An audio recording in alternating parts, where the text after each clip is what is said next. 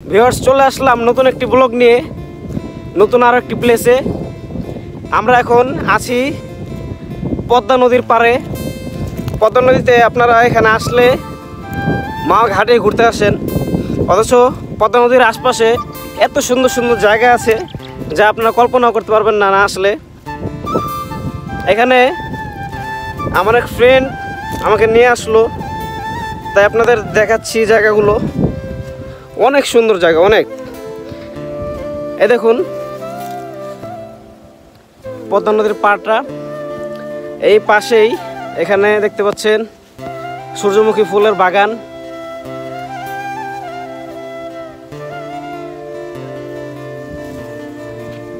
যা মেয়েদের অনেক পছন্দের একটি জায়গা।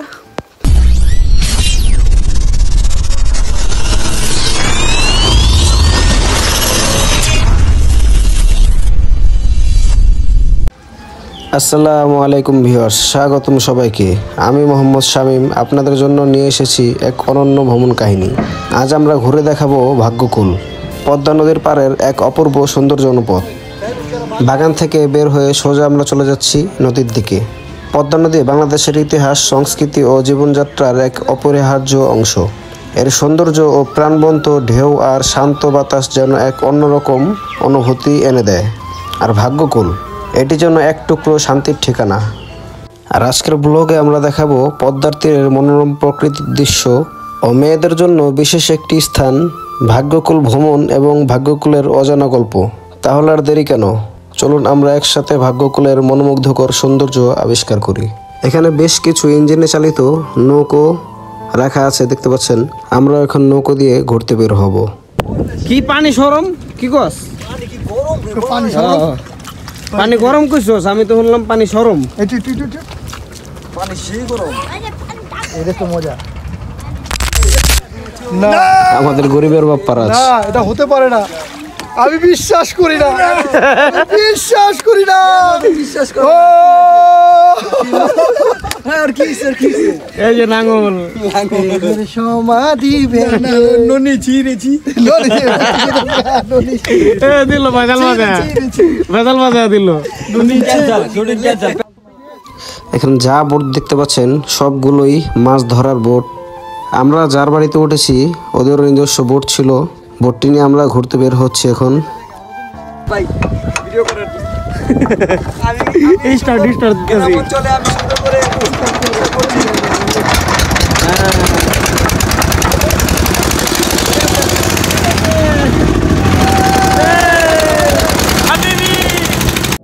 I know you told your friend you're not okay, and tell me what's wrong and why you never said you felt that way. Guess you're trying to stay strong and fake a smile until I look away. But I've known you too long, it hurts to watch your blue eyes fade to gray as you fade away, as you fade away.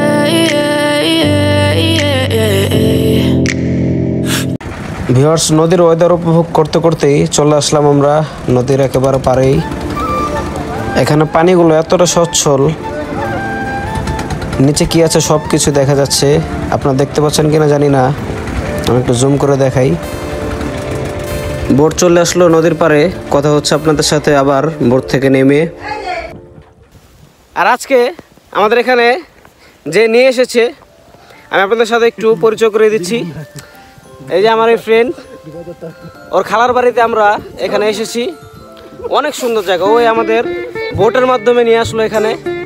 আর আমার সাথে আরও যারা যারা এসেছে দেখাচ্ছি আপনাদের একটু। এই যে হৃদয় কিং, নাকি হৃদয় কিং না? শুধু হৃদয়, আপনাদের টাইটেল কিং। তারপরে এই যে আশিক হাসান রাজ, বলো রাজবংশের ছেলে, এই জন্য রাজ। আর এই যে আরেকজন আছে, এটা হলো আমাদের হান্টার, হরফে কি জানো? রাকিব খান রাজ। রাকিব খান রাজ। তোমাকে দেখা যায় না কেন রাকিব খান রাজ? রোদের আলো উল্টা দিকে নাকি? এখনো তো দেখা যায় না। হ্যাঁ দেখা যায়। বন্ধু একটু কালো কিন্তু মনটা অনেক ফর্সা, বুঝছেন? ওর মনটা অনেক ফ্রেশ। গায়ের রং কালো, তাতে কোনো অসুবিধা নেই, মানুষের মনটাই আসল। তো আজকে আপনাদের আরো অনেক সুন্দর সুন্দর জায়গা দেখাবো। এখানে নাকি আরো অনেক সুন্দর সুন্দর প্লেস আছে।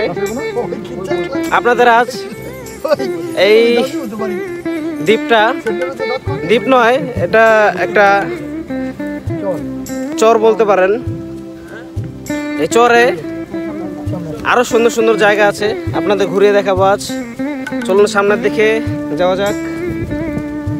আমরা আইনা সহজে চরে আপনি চাষ করেন এগুলো?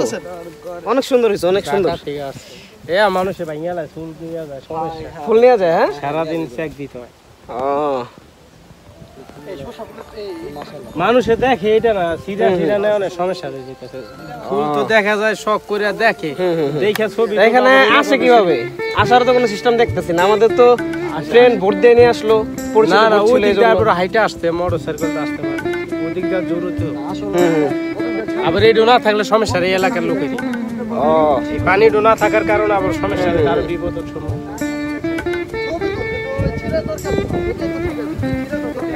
আচ্ছা, চাচার ফুল নাকি অনেকে ছিঁড়ে নিয়ে যায়, এজন্য চাচার মনটা খারাপ। এজন্য এখানে তার পাহারা দিয়ে রাখতে হয়। আমরা চলুন সামনের দিকে যাই, দেখি আরো কি কি রয়েছে এখানে। এখানে সামনে দেখতে পাচ্ছেন আরো একটি বাগান দেখা যাচ্ছে। এটা কিসের বাগান? এটা ভুট্টা ক্ষেত। হ্যাঁ, এই যে দেখতে পাচ্ছেন ভুট্টা ক্ষেত, অনেক সুন্দর, অনেক সুন্দর। আমি আসলে ভুট্টা ক্ষেত এর আগে দেখিনি, এই প্রথম দেখছি। আপনারা কেউ দেখেছেন কিনা জানি না, না দেখলে দেখে নিতে পারেন। বিশাল বাগান, বিশাল।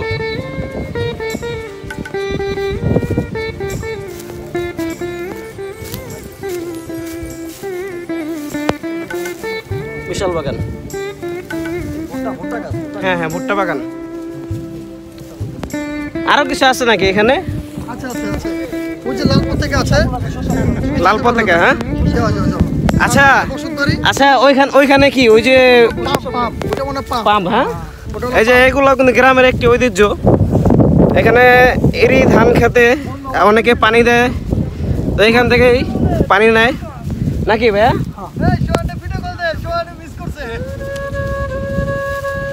আজকে ভোরের ওয়েদারই বেরিয়ে পড়লাম ঘোরার উদ্দেশ্যে, তাই ভাবলাম একটি ব্লগ হয়ে যাক আপনাদের সাথে।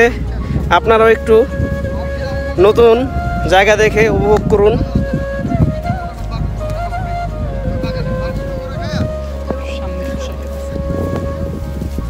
সামনে নাকি সরিষা ক্ষেত আছে।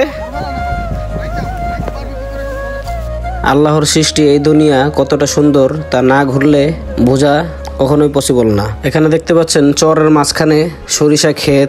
আসলে এখানে এসে আমাদের মনে হয় জীবনের সব ক্লান্তি মুছে গেছে। ভাগ্যকুল পদ্মা নদীর পাড়ের এই শান্ত পরিবেশে আমাদের চোখের ও মনের একেবারে শান্তি এনে দেয়। সময় হলে আপনারাও একবার এখানে এসে ঘুরে যাবেন, অনেক সুন্দর পরিবেশ। যদি আপনিও একবার এখানে আসেন তবে নিশ্চয়ই আপনাদের মনে চিরকালের ছবি থেকে যাবে। এত সুন্দর ভুট্টা ক্ষেত, সরিষা ক্ষেত, সূর্যমুখীর বাগান, সকল কিছুই রয়েছে এখানে। পদ্মা নদী, যা আমাদের দেশের দ্বিতীয় বৃহত্তম নদী, এটা কেবল প্রাকৃতিক সৌন্দর্যই নয় বরং বাংলাদেশের ইতিহাসের এক গুরুত্বপূর্ণ অংশ। এই নদী আমাদের কৃষি, পরিবহন এবং সংস্কৃতির সাথে গভীরভাবে জড়িত। সো ভিউয়ার্স, এই ছিল আমাদের আজকের সফর। ভিডিওটি ভালো লাগলে চ্যানেলটিকে সাবস্ক্রাইব করে রাখুন এবং আপনার মতামতটি কমেন্ট বক্সে অবশ্যই জানিয়ে দিবেন। সো ভিউয়ার্স, দেখা হচ্ছে পরবর্তী কোনো এক ভিডিওতে। ততদিন পর্যন্ত ভালো থাকবেন, সুস্থ থাকবেন। আল্লাহ হাফেজ।